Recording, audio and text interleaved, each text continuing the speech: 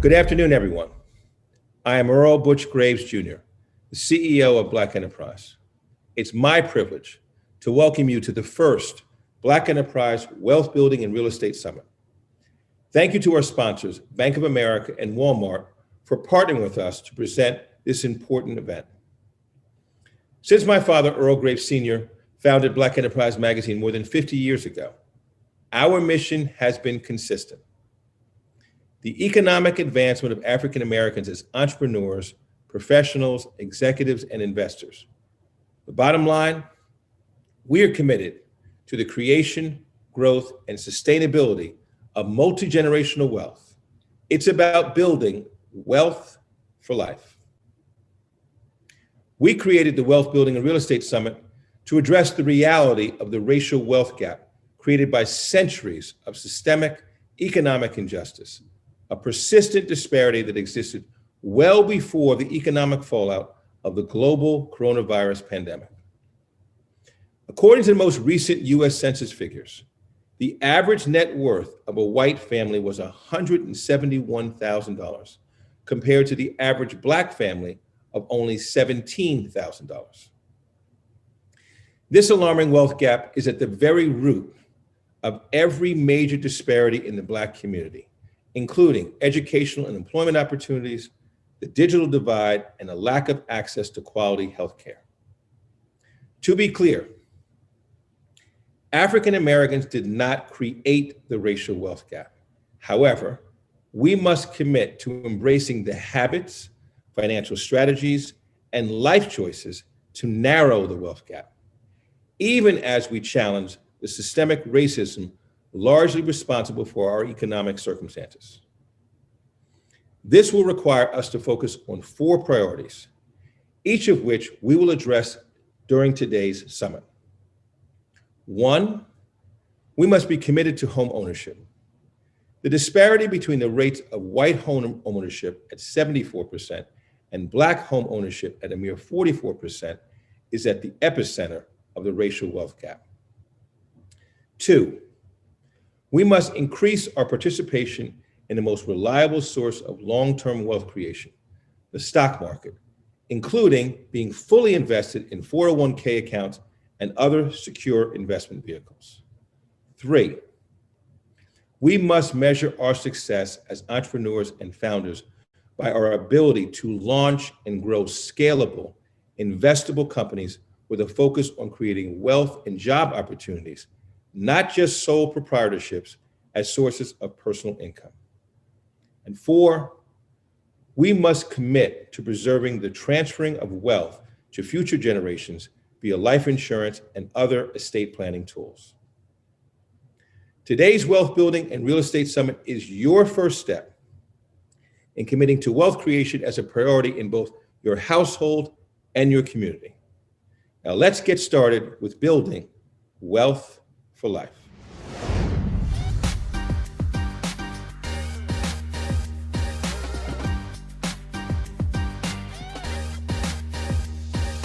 Welcome to the Black Enterprise Wealth Building and Real Estate Summit. I'm Alfred, Edmond Jr., Senior Vice President, Executive Editor-at-Large at Black Enterprise, and we're kicking off this event with a really important conversation.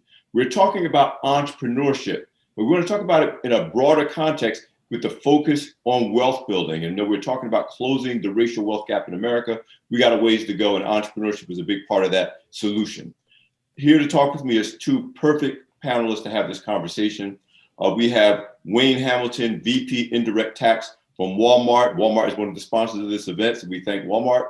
And we have Damien Dwin, who's the founder and CEO of Lafayette Square. We're going to learn more about what both of these gentlemen are doing around this issue of entrepreneurship as a wealth creation tool for our session, Building Black-Owned Businesses to Create Sustainable Multi-Generational Wealth. Damien, Wayne, thanks for joining us for this event. Good to be here. So let me, as the moderator, you guys are the stars. I'm just here to set you guys up and make you look good, to kind of frame the conversation, at least the way that I see this challenge. We are good as Black people at entrepreneurship. We're talking about the rapid growth of Black-owned businesses, about Black women-owned businesses outpacing, in terms of the numbers, every other business demographic group.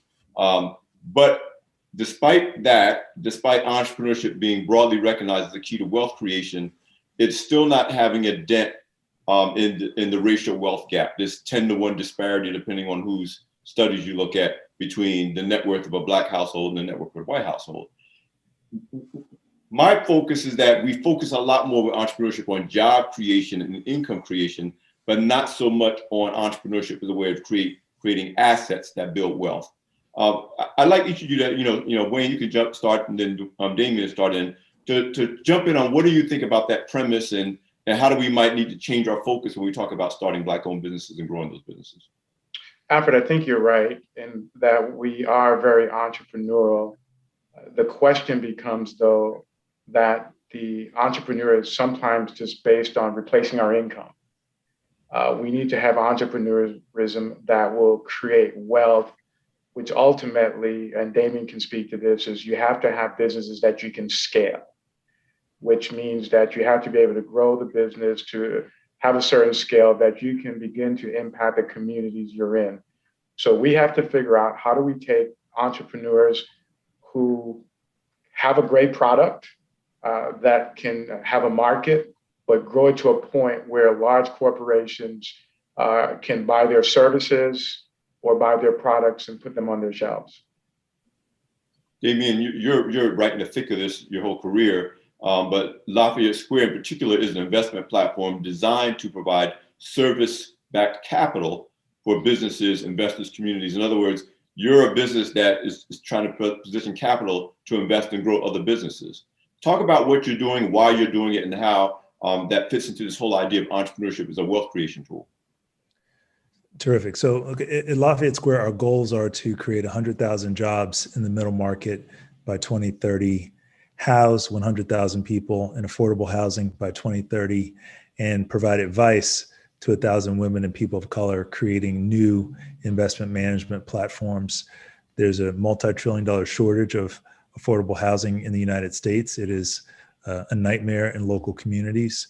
We have also a dearth of capital for entrepreneurs to start and grow new businesses in the middle market. And lastly, the investment management business is $75 trillion.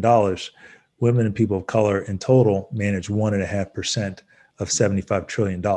So this is a capitalist society, you need capital, and we're really working at a deficit. I would point out a couple of things about entrepreneurism. Number one, it's only a business if you can sell it for a premium, and ideally operate it without you yourself having to be present. So often we see people of color in particular building businesses that are so founder centric, the business can never function without the founder being present. And by definition, that is not a business. It is the founder selling his or her time. They're selling themselves. They're not selling a business.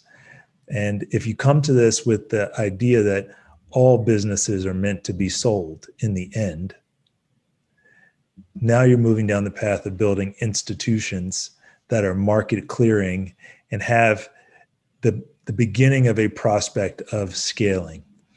To me, the definition of scale is something that generates more than $10 million of cash flow. $10 million of cash flow is actually not a lot of money, but it does get you to a certain plateau where you can have audited financials and trade at a multiple of that cash flow and have a community of service providers and customers who can deal with you at velocity. If you're below 10 million EBITDA, chances are your business is subscale, you don't have audited financials, you're working with a dynamic where you're really selling yourself, not your product or service, and you haven't found a way to build out a team that commercializes whatever it is you're doing. The middle market in the United States by itself is one of the 10 largest economies in the world. This country is built on the backs of middle market entrepreneurs who are, by the way, the largest employers in America. Mm-hmm. The Fortune 500, huge corporates like Walmart, rightly get a ton of attention, but they are complemented by and often serviced by middle market entrepreneurs in this multi-trillion-dollar ecosystem of smaller enterprises that are 10 million EBITDA all the way up to $100 million of EBITDA. Having cash flow in that lane makes you a big deal in your local community. It gives you a shot to provide perhaps one tiny service to a huge organization like Walmart. Perversely, we don't have enough Black people participating in the middle market. So with Damien, what you just said, I want to bring what Wayne said and what you said kind of together. Wayne is talking about having businesses that are scaled to the size that a Walmart can actually do business with you. That they actually, even if it's only one service, that's a significant size. You're talking about that minimum size is $10 million in cash flow. That if you're not, and that's small, but it's big enough to begin to get to the threshold of dealing with corporations like Walmart. And what it sounds like you're saying to me, and we already talked about the difference between creating a job that creates, or creating a business that creates a job versus creating a business that creates an asset, is the business has to be a system. If it's just what you and maybe your family members can do on a day-to-day basis, it may be a very profitable enterprise for that purpose, but you can't expand it if it's not a system that can be duplicated without the founder's hands literally being on it. Is that a fair assessment of the difference between much of American entrepreneurship and the kind of entrepreneurship that we're talking about that's going to build scalable, investable businesses? I think the answer is yes. I just point out, to simplify it for the audience, never, ever build something you can't sell. If whatever the enterprise is fails to meet the basic standard of being interesting and attractive to a prospective buyer as is, then it's not a business. And so often I see that there's an emotional attachment to some of these activities when it really has to be dispassionate. If you build it knowing that someday it will need to be sold, and it's not your identity, it's separate from your identity, it's just a business. Great entrepreneurs in the middle market tend to be serial entrepreneurs. Most people aren't in it for just one rodeo. They've had multiple bites at the apple. Their companies have evolved. They've had liquidity events and done new things. But it's always about making sure it's a business. That key hurdle, I think, is so critical for us, because making $1 million a year might be good for you after taxes. It's not as good as you thought, but it certainly doesn't create an institution for our community that creates a lot of jobs and drives growth for the society. It's just, you made $1 million. Wayne, we talked about this offline in previous conversations before we planned this conference about helping people to understand the scale of it. And Damien just hit it. $1 million is a good goal. There's nothing wrong with that as a new entrepreneur say, I want to make my first $1 million. But that's really small. I mean, and part of the challenge of in your terms of what you're doing for Walmart, or what you're doing in general, because we talk about this outside of the context of Walmart, just what it means to grow businesses that are competitive, that can do business in this marketplace. How important is people to understand the scale of what we're talking about? When you're talking about $1 million is nice, but that's not really a lot of money, especially after taxes.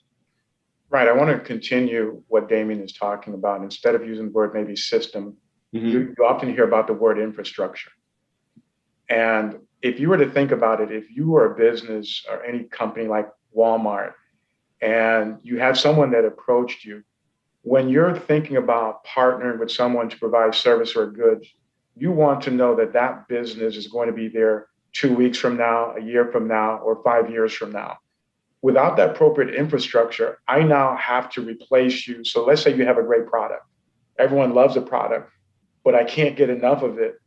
That challenges my customers, because my customers would have become used to that product. So when we talk about systems and infrastructure, we're really saying, if we invest in this business and they become our partner in developing or providing goods and services, how will I know they'll be around?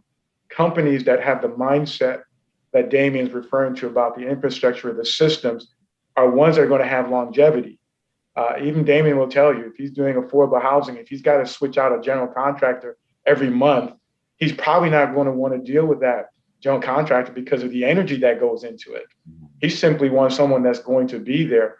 What we're really saying is, if you build it right, they will come. If you build it right, you will have greater opportunities than a business that may or not be here. And it has nothing to do with the passion. It's just whether or not that passion is going to last for some period of time. You know, I want to talk about the sensitive part that we've dealt with, you know, for generations in the Black community. And Damien hit on this, kind of the emotional attachment.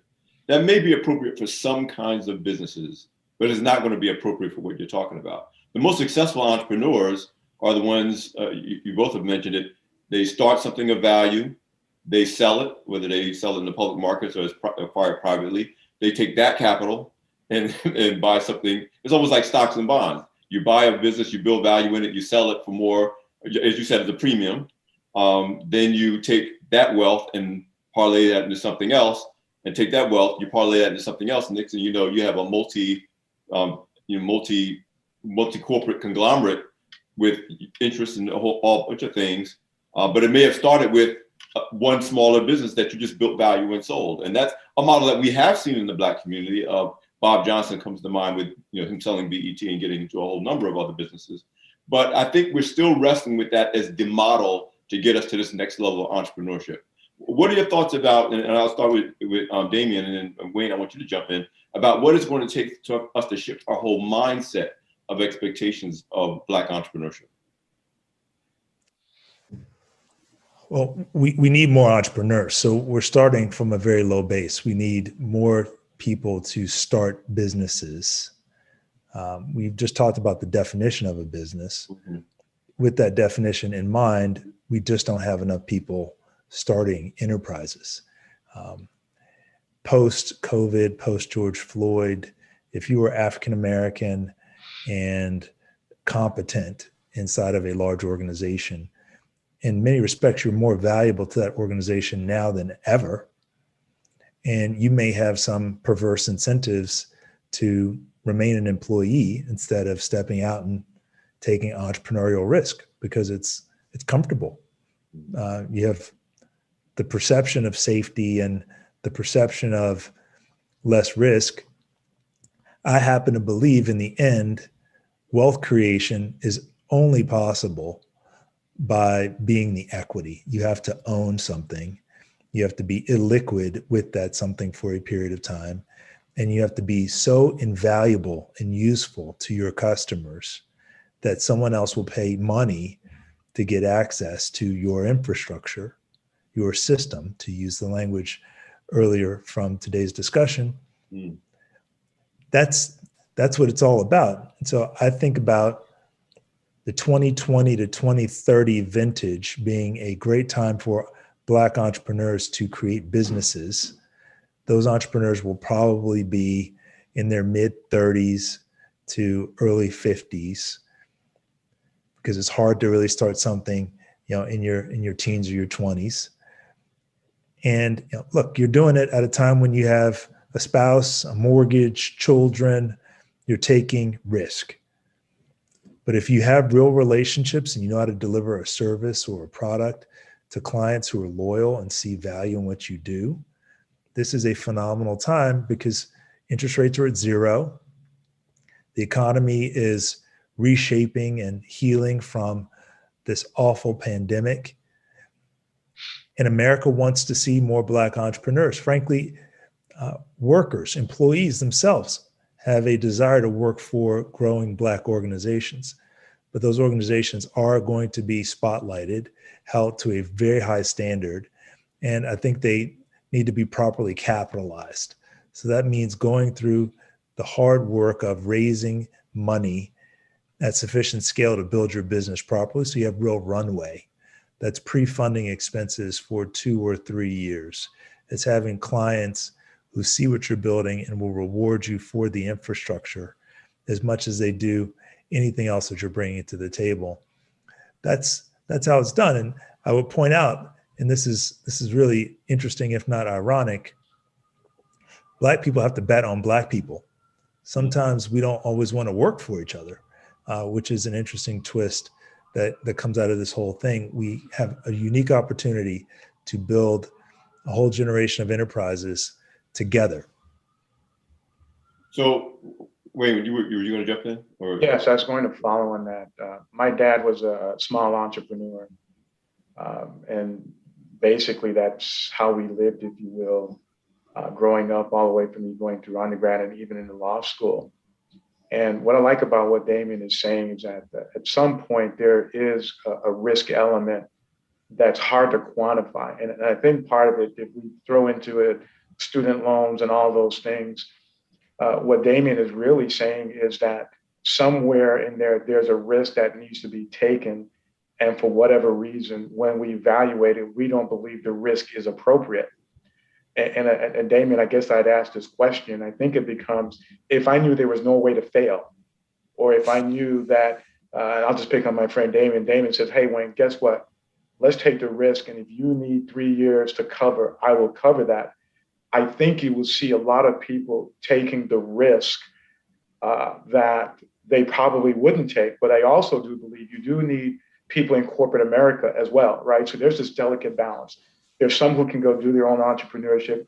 Maybe for me, I think of myself as an entrepreneur within Walmart, because I do get to engage with people like Damien, and I can give that perspective. I just believe Damien's right. We have to be able to figure out how do we get that next generation of individuals out there willing to invest. But a lot of it comes down to this. You don't see a lot of Damiens. We don't have access to a lot of these folks that are doing it.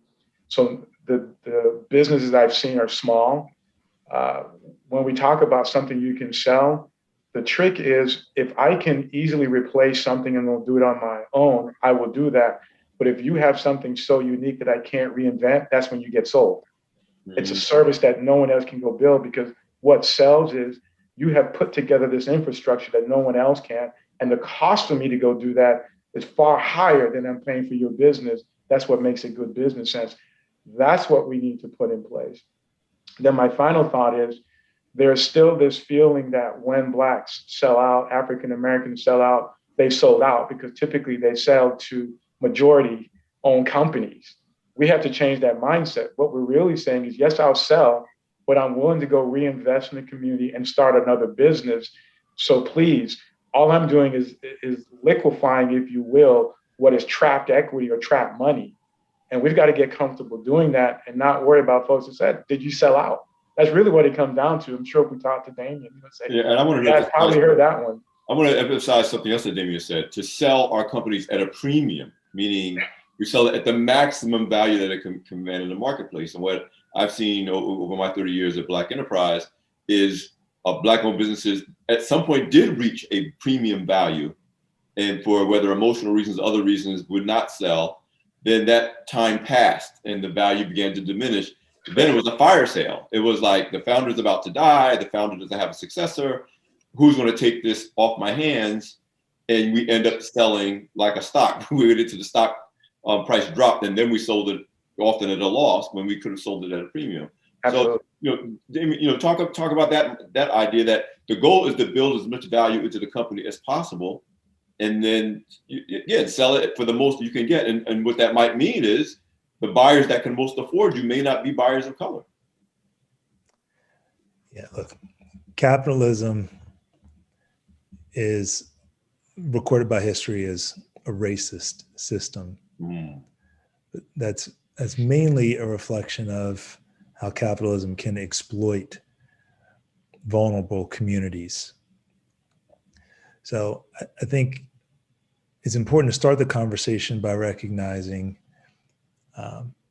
if you're not serving your clients in such a way that you are indispensable, you will be replaced as a matter of course. It is not personal. And these businesses should never define you. It's hard to say that to someone who pours their heart and soul in their life's work is the company, and to say he made a mistake.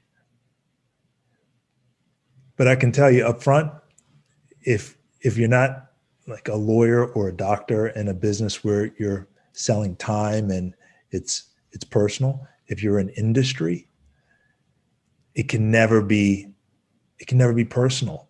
You have to get the business separated from your heart and look at it objectively and say, how do I serve clients to the very best of my ability? And then serving clients, when am I doing it as well as I possibly can? When has it run its course? When has it gotten to a place where, in order for me to serve clients better, I need to team up with a different organization to offer more to my clients? I think we always make it about our end users. We have clarity of thought and less emotional contamination. It is 100% about how to be exceptional in serving our end users. And it makes us look at our entities as assets, as if, like we don't get that attached to what's in our 401k plan, or, what I'm saying? It's not an emotional thing to sell a stock if it's not doing well, but we will be emotional. So I think we start looking at businesses as assets that we're building value into.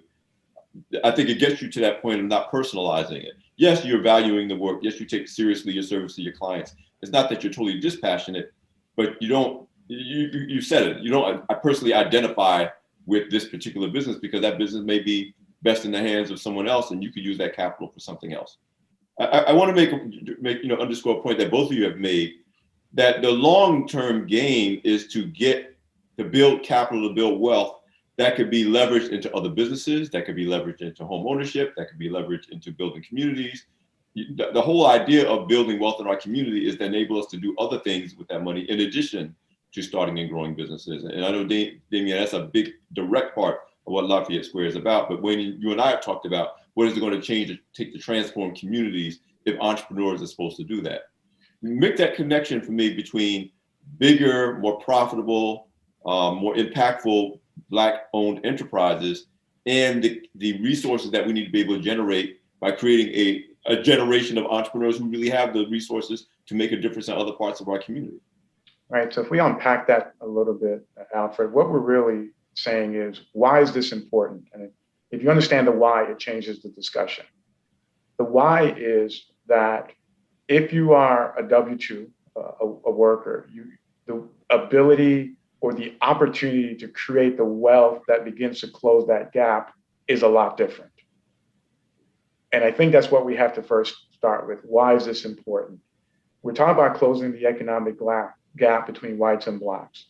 If we begin to do what Damien suggested and begin to create these entrepreneurs, you begin to close that gap.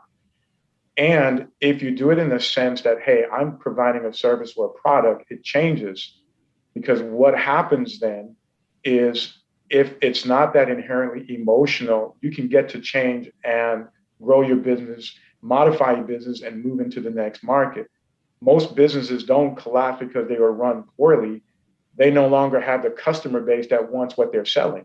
And when you're emotionally attached to something, you make totally different decisions than it's a car. It's like if you buy a car, at some point you go, the car is worth X and they want repairs that are greater than X, you sell it. But when we get to our business and they get so emotional, it's going downhill, and we're going to go, I'm going to put one more hour into this and maybe it will turn around. So that's where corporate America becomes important, and corporate America does it the same way. So we have the Financial Shared Value Network at Walmart, which I'm leading. And they are a group of companies that are, we could say, large markets, large cap. We also realize that there's a middle group that we can do business with, but we need the expertise of people like Damien who can help them build the infrastructure. And by the appropriate partnering, we can begin to ingest them into our organization. That's where the key comes in. So that's where corporate America, whether it's Walmart or any organization, can begin to bring in individuals such like doing those things so that we can grow. That's where the magic happens. So it's, for me, there's a next great product waiting out there, Alfred. We just don't know what it is, but Damien could tell you, you know what, Wayne? I know what it is. Let me help bring that to you and bring the infrastructure that I know you require to be able to make them part of your ecosystem. first of all, I know what you're talking about in terms of you're not going out of business because you don't do your job well. You're going out of business because what you're making, customers don't want anymore. I mean, the whole media business, you know, Black Enterprise is best known for a magazine that our founder, Earl Grey Sr., founded 50 years ago. But we learned that while people still want Black enterprise, they're not paying for print on paper anymore. Advertisers certainly aren't paying for that. And so you're talking about, yes, we produce a great magazine till every issue is great. Mm-hmm. But that's not what customers are buying anymore. That's certainly not what advertisers are buying anymore. So Damien, how much do you wrestle with that with entrepreneurs who maybe had some great success doing certain things a certain way, and now the time, whether it's to sell, to innovate, to move in a different market, to change products, how important it is to raise a generation of entrepreneurs that are more flexible and malleable about what is going to bring value to the marketplace, not just what you've been doing well when you started the business? It's the only way we're going to move forward as a society. It's the best thing for America if we can figure this out. It's bigger than just what's good for Black America. It's good for all America. If we get there, I see a lot of businesses. I've lent money to over 170 companies, over $8.5 billion, average EBITDA $40 million. So I know what it is to finance middle market companies. I can tell you how few of those middle market companies are African-American owned and controlled. I can also tell you, when I see a couple of thousand deals per year, what winners look like on paper versus losers and how it plays out over time. There is a rhyme or reason to how this works. Typically, an entrepreneur will live with a business for 10 to 20 years before having a liquidity event. So it requires enormous commitment. I'm of the view, if you're not growing, you're shrinking. And I think commerce by definition is a grow or die phenomenon.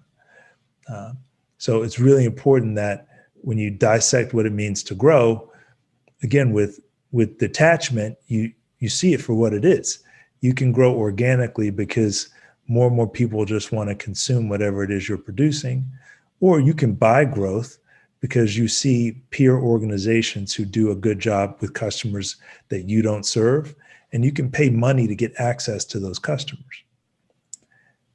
Both are dangerous strategies. Both are typically required in the fullness of time to have an organization reach its full potential. But look at the ingredients: great customer relationships, access to capital, tremendous corporate strategy and leadership, timing, and this one piece that I love to talk about, longevity. There are no quickies. There are no quickies. When you talked about the importance of helping Black-owned businesses to position themselves to find more customers, that if you can't find more customers, you can't grow no matter how good you are, no matter how long you've been doing what you've been doing. Talk about what the thing that you've been focusing on. We talked about this with Black banks in particular, but in general, that you can't get the kind of growth that validates your company in the marketplace if you're not really able to get access to more and more customers on a larger scale. Yeah, there's a competing thing. And if you talk to a lot of the people who make investment in companies, there is access to capital, which is important, but more importantly is access to a customer base. If I told Damien I have a customer who's willing to pay me $1 billion a year and they're going to lock the contract in for 20 years, I guarantee you Damien will help me find the money before tomorrow morning, as an example, right? Because he understands the importance of that contract and the importance of the work. So part of it is the emotion that comes in when you've developed a product sometimes overshadows the decisions you need to make. And when you have to tell someone no, you're not telling them no to the product, you're really destroying their dreams, which is the hard part.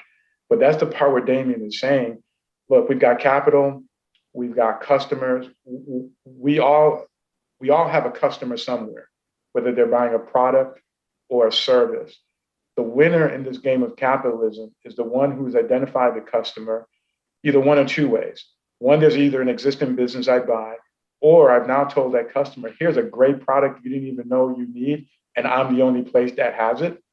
And if you can find an outlet for that, that's where the capital comes in to help grow the business.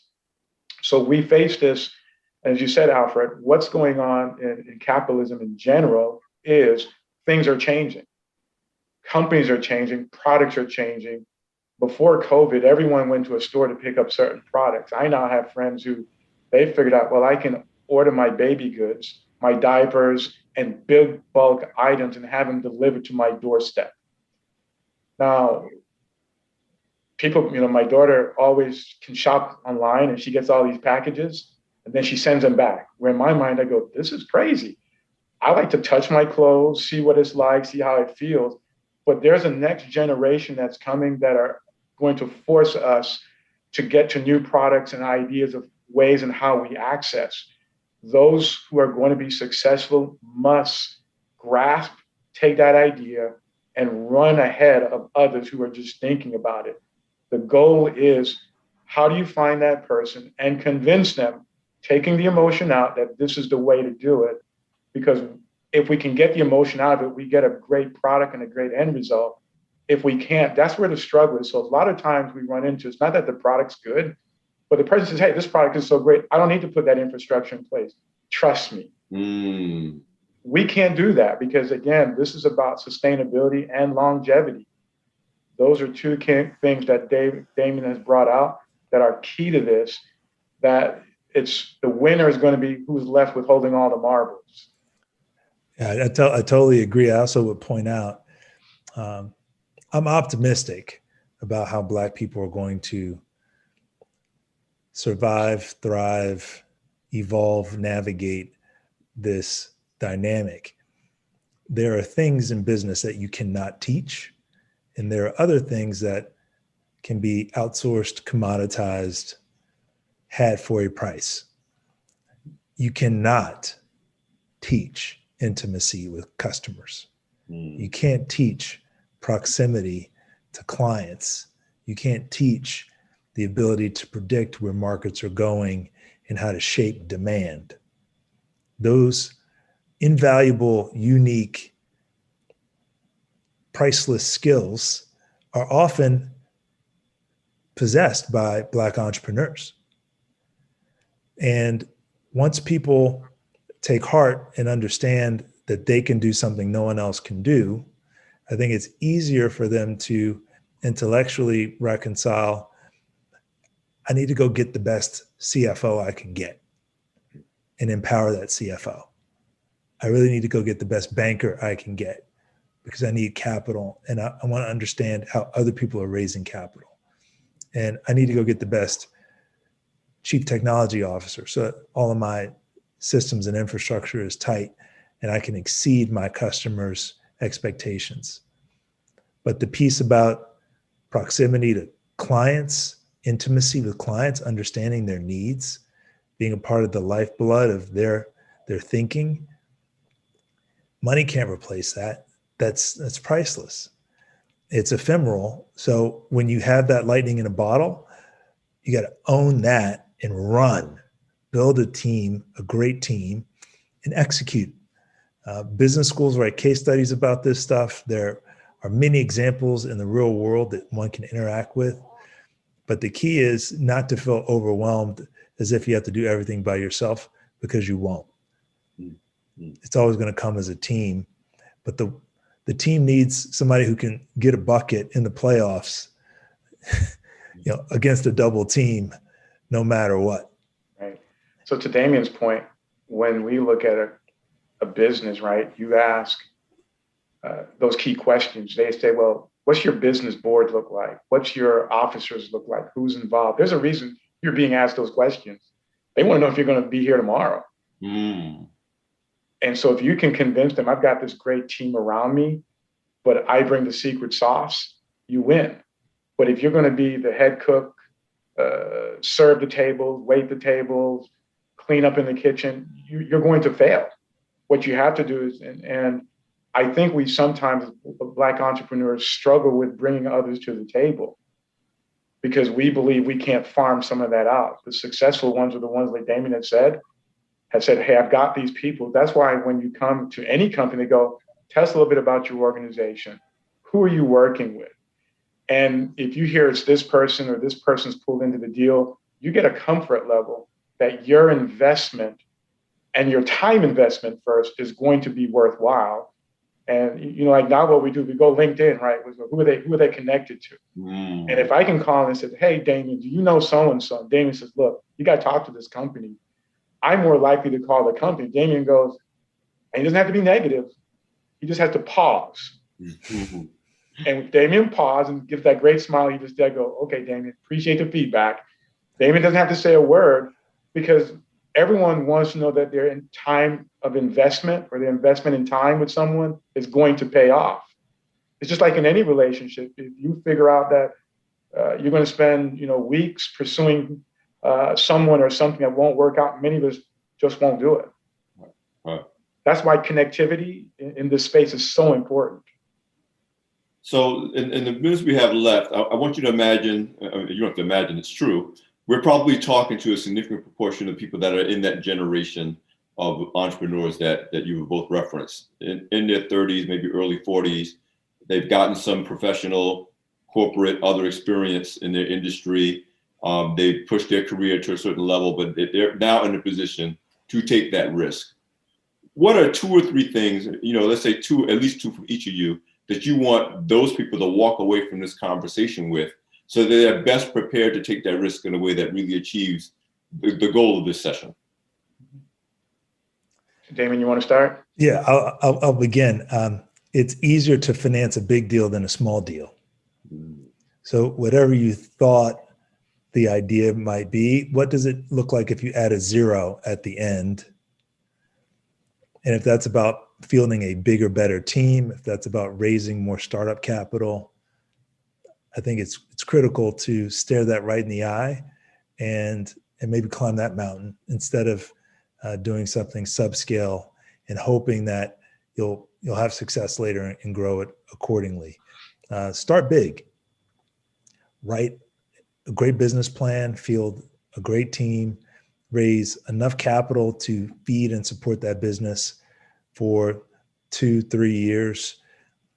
But you're only doing this if you're clear with yourself, you have intimacy with your clients, you have proximity to their needs, and you have that head start.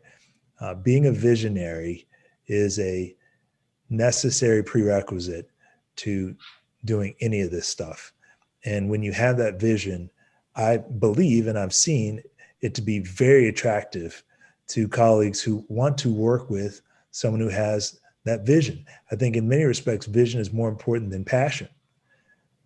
Do you have the eyes? Can you see it? And when you do, the money will follow.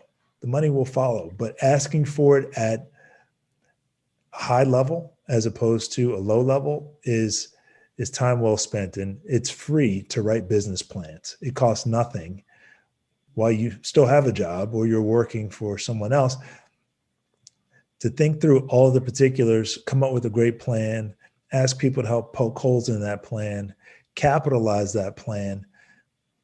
This is a phenomenal market for entrepreneurs. We're seeing record amounts of capital flow to startups in the venture capital space.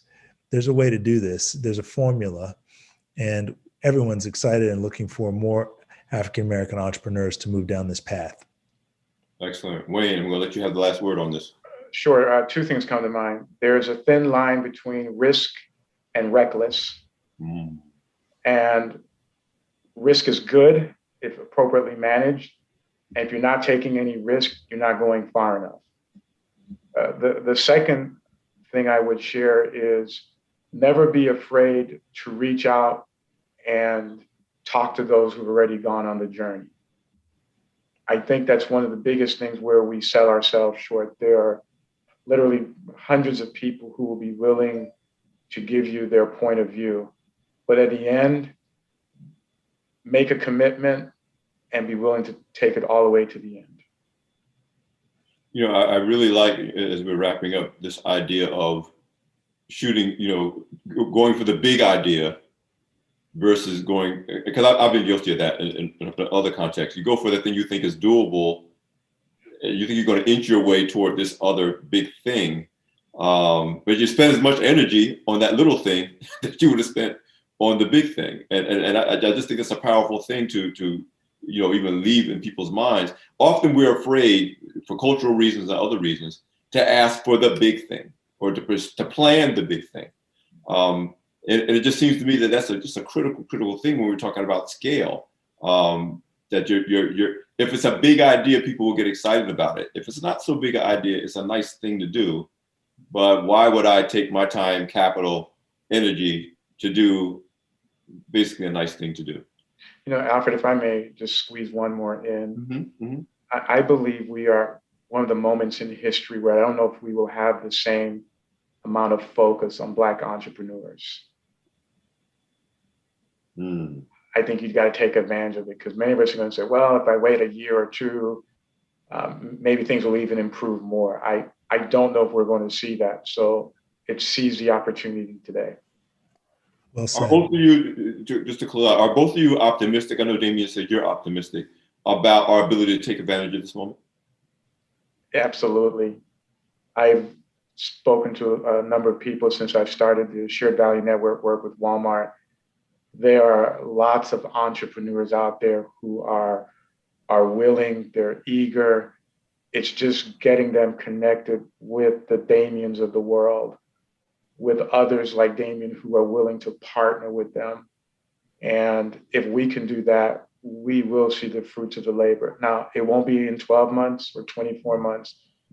Damien will tell you there's sleepless nights. This is not, I wake up one morning and success meets me at the door. There's going to be some efforts. And those who are willing to make those investments today, Damien, I give it 5 years. And if our hunch is right, it will be phenomenal. Well, I think that's maybe one of the biggest lessons that we can end this conversation on, and we're going to hear it throughout this conference. Wealth creation, when we talk about multi-generational wealth creation, takes time. Right. If we're doing it on the scale that we're talking about, it takes time. We're talking about 5 years is a fast window. You were talking about 5, 10, 20, and then generations beyond that. Gentlemen, thank you so much. Powerful conversation. It's just the start of a conversation. It's not the end of the conversation. But thank you so much for bringing your ideas and your expertise to the Black Enterprise Wealth Building and Real Estate Summit. Thank you for having us.